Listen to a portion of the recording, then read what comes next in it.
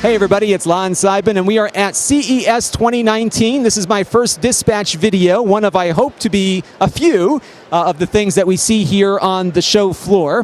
Now we have a sponsor for this video, which is Silicon Dust, the makers of the HD Home Run, and we're going to spin some pre-roll for you right now, so have a look. CES 2019 coverage is being sponsored by Silicon Dust, the makers of the HD Home Run. Thanks to the HD Home Run all-in-one experience, cord cutters no longer need to cobble together multiple applications or services to create a quality TV experience. HD Home Run all-in-one combines free live local broadcasts from your antenna, top cable TV channels, and a DVR service, one that you, the cord cutter, completely controls into a single, seamless app. For a limited time, new users can enjoy 2 free weeks of HD Home Run Premium TV and 2 months of free access to the HD Home Run DVR. And I want to thank Silicon Dust for their support of the channel. It makes this coverage possible. And what we've been doing today is running around an event called Pepcom's Digital Experience. We're in this big ballroom with several hundred companies, and I love this event because I can see a whole bunch of people all in one place without having to go schlep around on the show floor. So what we're going to do in this video is show you some of the things that kind of stood out for me, things that I found interesting, and things that I think you might find interesting. So let's take a look and see what I found. So we're over here at the HP table, and they have a couple of things that are kind of refreshes of what they've previously released, but they have some interesting components to them. So one of the things I've seen a lot at the show is that we're finally seeing the new NVIDIA GPUs making their way into laptops, and they're getting thinner as well. So this is their Omen 15. So this one can start at around $1,000 with an i5 and a kind of a low-spec GPU. But then you can go up to a GTX 2070, RTX 2070, excuse me. And they have displays now that go up to 240 hertz. So you can get a 60 hertz display kind of on the base model, a 144 hertz display, or now a 240 hertz display because, hey, the graphics cards can handle that. So that's available as an option. This is their Omen Obelisk. And this is kind of a, assembled desktop computer, but everything in here is standard. So if you wanted to swap out the motherboard at a later time or put a new processor in, you can do that. I think it's pretty nicely laid out. The cable management doesn't look all that bad, although I think some people might not like some of the cables visible in the front there. And again, it's all industry standard, they're telling me, so if you're not yet ready to build your PC, but you might want to do something in the future, you can buy the kit complete and then later swap out the motherboard and make it your own once again. And then, of course, we have the, grab my tripod here, we have the $5,000 behemoth display here. This is their Omen display. This is the Imperium 65. It's got an integrated soundbar and an NVIDIA Shield built in. It's a 4K display. I believe it goes to 144 hertz. My friend Elias, Saba, who's helping record today, mentioned that to me. But it's very expensive at $5,000, so I think it's going to have a very limited market. But it sure looks nice, doesn't it? And I think if you're a really hardcore gamer and you want a big 65-inch image, you can have it. We did see this last year at the show, pretty much in the same exact spot that we're in, but it never got released. But it looks like it's finally making its way out to the marketplace. It also supports G-Sync because it is an NVIDIA partnered product, so your PC should work pretty nicely with it. So this looks like any other pair of gaming headphones you might see, but what's neat about this one, they call this the Mindframe, and this is also by HP, is that it's got this cooling system built in, but it's not a fan. It kind of works like a heat pump and just kind of gets the heat transferred out of the headset. So it's hard to obviously feel this on video, but this section here, this is metal, and it's very, very cold to the touch because it's actively drawing the heat out of the headset. So if you got one of these things on for hours on end, your ears will not overheat, and they also won't get too cold either. Pretty neat idea. And I believe this costs anywhere from like $150 to $200. So HP has been making Chromebooks for a long time. This is their new Chromebook 14. It looks like many of the Chromebooks we've seen over the years. It's got a nice 14-inch touch display, as you can see here. But what's neat about it is that it is powered by an AMD CPU. Now, this is not a Ryzen chip. It's like an A4 or an A6 inside. But it starts at $269, so I think it should be competitive with some of the other Intel devices out there. And if Elias can zoom in real quick, we'll look at the I/O on this. So we've got USB Type-C right here, a full-size USB port. You've got your card slot over there. And if we flip around to the other side, you've got a second USB-C port and another full-size USB 3 port. Looks pretty nice for the price point. Again, $269 to get in the door with one of these, and I'll try to get one of these in for review in the near future. So here's another neat little product at the HP commercial table that we're looking at. This is their Elite One G5 all-in-one, and they have a new display technology on here that can basically turn on a privacy shield without having to have some piece of plastic hanging over it. So right now that shield is off. You can see, a typical IPS viewing angle. But I'm going to have my friend here flick a switch on the display, and you'll see now that you can't see anything on that display. And then if we get back center here, you can see it again. So many times if you are in a medical environment or something and you want to have your display not be visible to people that are hovering around you, you'd have to attach something to the display. This one has it built in. And the Elite display next to it also has that feature on it as well.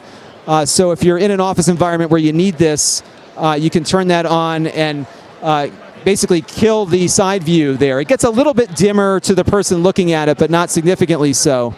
But if you don't always need the privacy, you have the option to turn it on or off. And HP has this feature on some of their laptops as well. They're telling me this is now their 3rd generation technology, so you can actually adjust the level of privacy on the display as well. So it looks pretty cool. Something to check out if you're in an office where you don't want people peeping over your shoulder as to what you're doing on screen. So we're at IOGEAR's table, and this is a company I've been buying stuff from over the years. They do a lot of KVM and different kinds of devices to help accessorize your computer. This is kind of cool. I'm going to have Elias kind of zoom in on this a little bit.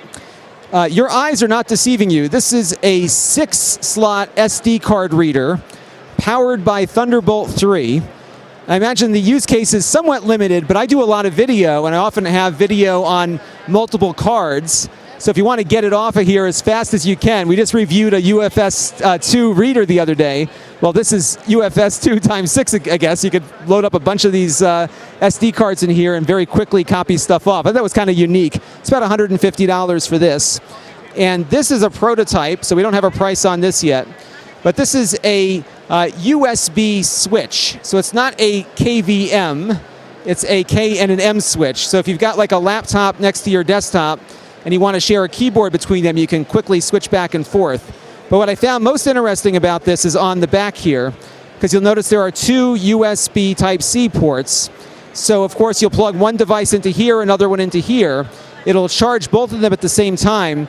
But when you have both devices connected, irrespective of which switch is the master at that point, you can transfer files between your computers at the 10 gigabit per second USB speed. So again, video transfer, that might be really useful. You can get greater than gigabit speed out of this little box. So kind of an odd, unique product, but I like this kind of stuff because I haven't thought of the need for this, but I could say, you know what, this might be pretty useful. So it doesn't do video, unfortunately. I think it'd be kind of a killer thing if it did video and the KVM, but I think this might be something people might find useful. So this is a neat little device that they've got. This is a USB Type-C video transmitter.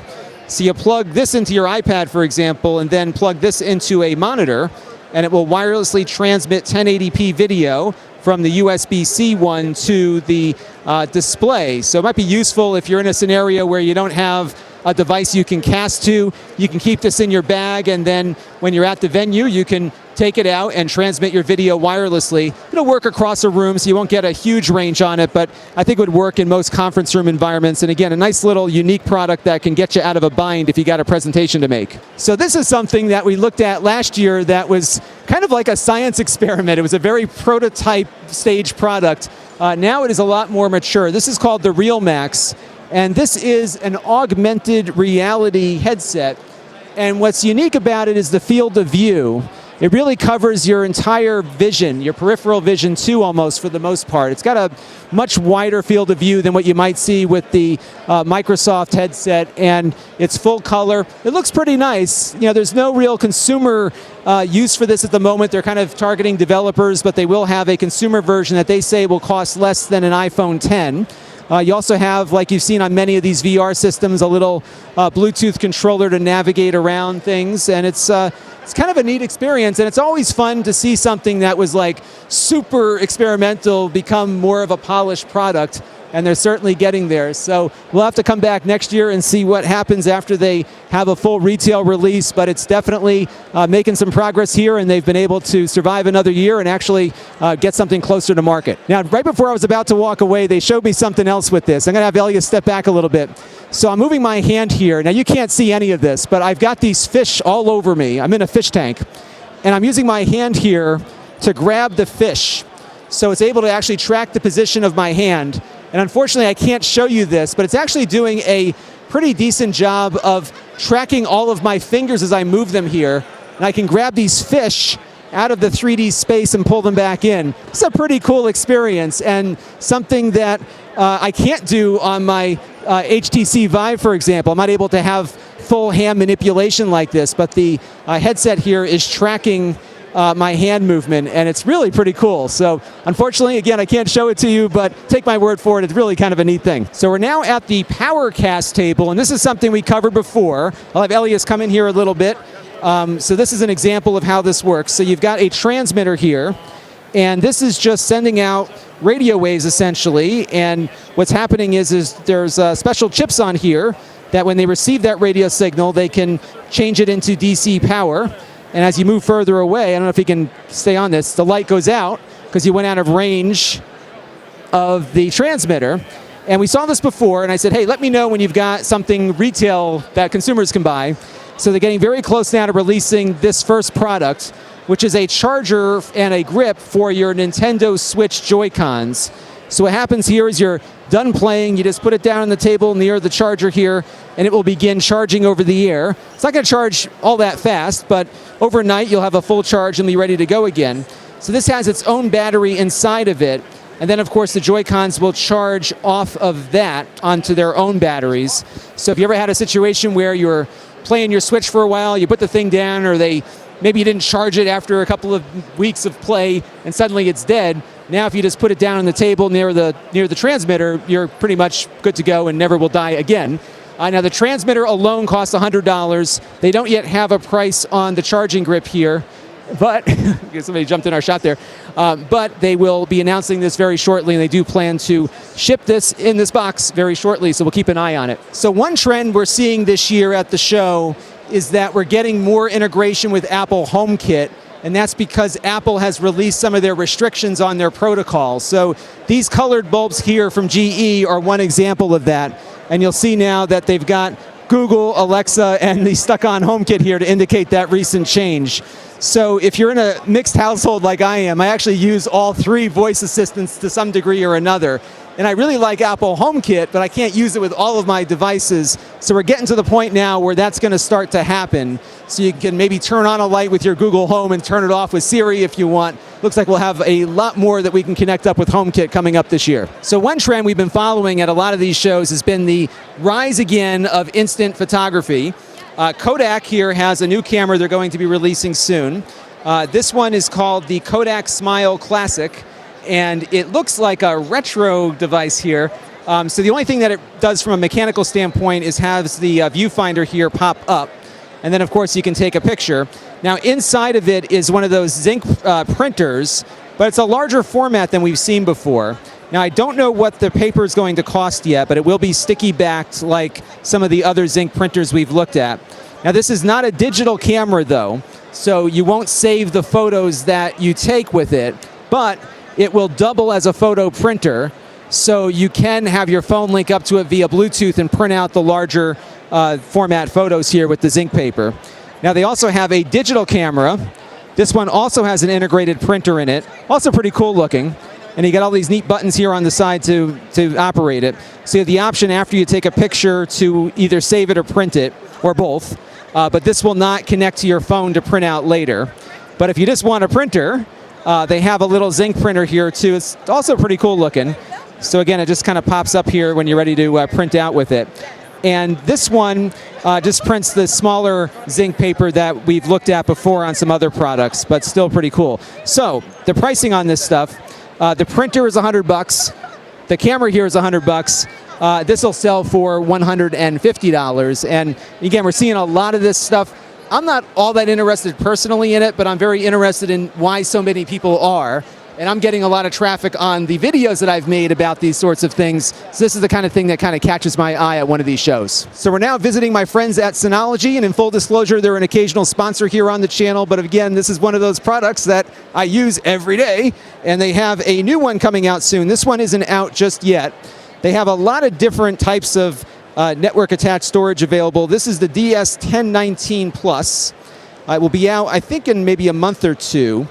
And what's unique about it, first of all, is you've got the 5 bays here. It's going to cost around $600 or $700 diskless. And what's really cool is that it's got the NVMe slots here on the bottom for SSD caching. And one of the use cases for SSD caching is that if you've got a lot of files that a lot of people in the office are accessing on a regular basis, if they're cached in the SSD, they'll get pulled out a lot quicker. So it's a way to get faster response out of your network attached storage device, especially for things that you access quite a bit. Now this one doesn't have 10 gig Ethernet. They do have some versions that do, but you can of course do your link aggregation here with 2 Ethernet ports, and they offer a number of different ways to do that. You can lock it down with Kensington, and you've got your eSATA thing back here too, so you've got a lot of different options for connecting it up. And when you outgrow your NAS box, and it's time to move up to something a little more powerful and with more space and more options for RAID arrays, these are some things to consider. And what's nice is that we're starting to get in their product line some products that offer more robustness that don't cost a lot. I mean, certainly $600 or $700 is not cheap, but I think when you're ready for something like this, it's not a terribly high bar to bring yourself up to get the functionality that you need. And I've been using my Synology NAS for probably the better part of 4 or 5 years now, and it's something that we make use of every single day on the channel. There's a ton of features on them, and you can check out a playlist on my YouTube channel where you can see some of the reviews we've done of them. But I'm looking forward to checking this out when it comes out in a few weeks. It's got an Intel processor inside. We'll check on its Plex compatibility, of course, and it's got 4 gigs of RAM as well. So it's almost like a little computer in of itself that serves itself as a server to the rest of your network. So this is the Anker Nebula 2. I backed this on Kickstarter, I believe, and I will be getting one in when it comes out. This is a little projector that is running Android TV. So you can install all your Android TV apps on here, your emulators, your movie players, whatever you want, and project it. I'm really eager to get this in and play with it. I think it's kind of a really neat device. It's pretty portable. I'm pretty sure it's got a battery on it as well. You can put it on a tripod. They got a tripod mount here, so you could bring it outside, put it on a tripod or something and do that. It also has some ports that you might be interested in, including USB Type-C, USB, and HDMI out. So to some degree, you could have this be your TV box, and then when you want to bring it outside, just bring it outside and have it project. So really cool stuff from Anker. And like I said, I've got this on order, so when it comes out, we will have a full review on the channel, so stay tuned on this one. So we are at the WD and SanDisk table, and in full disclosure, WD has sponsored a few videos here in the past. So SanDisk is, of course, the maker of flash memory we all know and love. We reviewed this drive on the channel a little while ago. They now have a faster drive. This one is called their Extreme Pro Portable SSD. This is rated now at 1 gigabyte per second of performance. So we'll put that to the test hopefully when we get one in. And then this is their Thunderbolt drive that's even faster than this one. So you've got fast, faster, and fastest. And then in the more mass market category, I'm not sure what the prices are on these. They have this drive from WD, little SSD, very lightweight, but they've got the USB cable integrated right into it. So if you have a USB-equipped computer, as most people do, you've always got the cable with you, and that's often very helpful if you forget your cables a lot. You've got it built right in. I thought that was kind of a neat thing. So pretty cool stuff here from SanDisk and WD. All right, so here's something I don't really know much about, but I was told these are pretty cool. This is an Otterbox case with a pop socket built right into it. So I guess normally these little pop sockets, which you can use to get a better grip on your phone, you have to adhere to the phone normally with adhesive, but this is integrated right into the case, so you don't need to do that. And of course, it'll probably be a little more rugged that way because it's not going to pop off if you put too much pressure on it. So cool little device. You might know somebody that could use something like this, so that's why I wanted to show it to you. So I love video production because it's what I do for a living, and I'm always looking for more efficient ways to do what I do. Now, of course, computers are getting a lot more powerful, and you can do a lot of live streaming and live switching like I do in my studio back home with a computer. But sometimes it's nice to buy an appliance that can do all of that for you. This is from Roland. It's the VR1 HD, and it's a 3-input switcher. I'll flip it around here so you can see what's on the back. So Elias is going to pan in a little bit. So we have 3 video inputs on it, so you can plug in your cameras and game consoles or whatever else you want to do. Because it's Roland, they do a lot of audio. You've got audio mixing built in. So you have a mic input here, an XLR one on the front. There's another one here on the side, so you can bring in really nice balanced audio separately. You've got audio adjustments right on the board here. This thing looks pretty cool. And then you can pull it all up here on screen. Now what you can do with this is output the video either through HDMI, or you can run it out via USB to a laptop. And the switcher shows up like a webcam. So you can just put it into Skype, you can put it into OBS, whatever you're using, because it's just going to see it as a webcam, which makes it a lot more convenient. Now, the other thing they showed me is that it can also do auto switching. So one of the things that sometimes is challenging for me as a one-person operation is if I'm doing an interview, switching the camera. So right now, if I tap the microphone here, you can see on the screen that we're on camera 1, but if I pick up the microphone here, it switches to camera 2. And my friend here is just going to tap the mic, and it switches back to the other camera. So what it's doing is it's looking for when audio is coming out of a specific microphone and doing the switching for you automatically, so you don't have to go back and forth. If you're having an interview, it will do that for you. And I can tell you that's a time saver and sometimes a production saver if you are switching automatically here while you're doing an interview and that kind of thing. This is $1,500, which sounds like a lot, but I think in this space it's actually quite reasonable. It does 1080p video, I believe at 30 frames per second. So it's a good starting point if you're looking to get into doing the kinds of things that I do. You can record out via HDMI or again, run it to your laptop and stream it out live or do both. So we recently looked at a couple of computers from Huawei. They've got a new one out now called the MateBook 13. And what's interesting about this thing, it looks like one of those little Ultrabooks that we typically see. It's got 2 USB-C ports on it. It's got an Intel i7 processor. But this one also has an MX150 GPU from NVIDIA. So you can actually do some gaming on this thing, and look how small it is. So I'm really curious to see how well its thermal performance is. We'll have to check one of these out and put it through its paces, but pretty cool to get an i7 with a GPU in this form factor. This one is $12.99, so about what you would expect at for something like this, and they have an i5 version that is $9.99. Again, I hope to get one of these things in soon so that we can do a full review. Hey, look everybody, it's Elias Saba from AFTV News. How you doing? Hey, Lon, doing good. We did this together last year, and I want to first of all thank Elias because he helped with all of the video shooting on this Pepcom adventure here, so I want to thank him for that. So, yeah, your wrist, the camera gets heavy. We got a big, we have a big light up there. So, what was your takeaway today? It was a pretty good show. I think, better than last year. Some interesting things. A lot of things that were just updated and upgraded from last year's, products, but in good ways, in good positive ways. So yeah, I think it was a really good show. Hope you guys, everybody, enjoyed the content. What we look for is some of the new and different things, and that's been one of the challenges is that, it's been a very incremental kind of progress here on the consumer electronics front, so we'll have to see where it goes.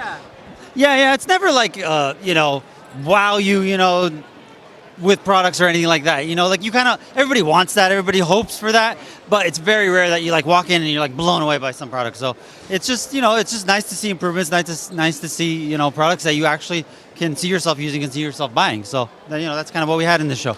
Excellent. Yeah, so we got more to come though. So this was just the first night of stuff that we've looked for.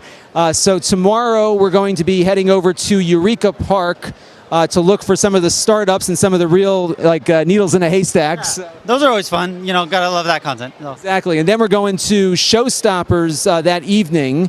So we'll hopefully find some more stuff there. And you can all find Elias's website at aftvnews.com. We actually kind of got started together because his site started after he bought a used Fire TV from me. Oh, it's kind of fun. Yeah, that's right. If anybody watched last year's dispatch, I kind of mentioned this story where basically Lon, you know how Lon always sells his products on Lon.TV/store. And back then I bought it. It was a Fire TV. I liked it. I started to tinker with it. I started a website. Next thing you know, it's 4.5 years later, and now it's my full-time job. And here I am helping Lon with his full-time job, and we're both having a great time working at home in our PJs. That's right. We never leave the house, either one of us, except it's always good to like get some therapy out here. So that's going to do it for our first night here at CES. We got a lot more to come, so stay tuned. Let me know what you thought down in the comments below, and I want to thank Silicon Dust, our sponsor for CES, once again for their help in making all of this possible. And we'll have an interview with Ted Head, the head of Silicon Dust, in the next couple of days. So stay tuned. A lot more to come from CES 2019. This channel is brought to you by the Lon.TV supporters, including gold level supporters Chris Allegretta, the Four Guys with Quarters podcast, Tom Albrecht, and Kalyan Kumar.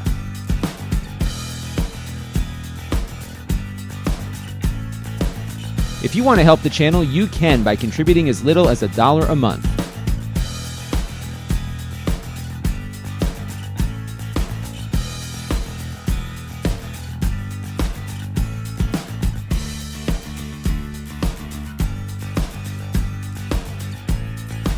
Head over to Lon.TV/support to learn more.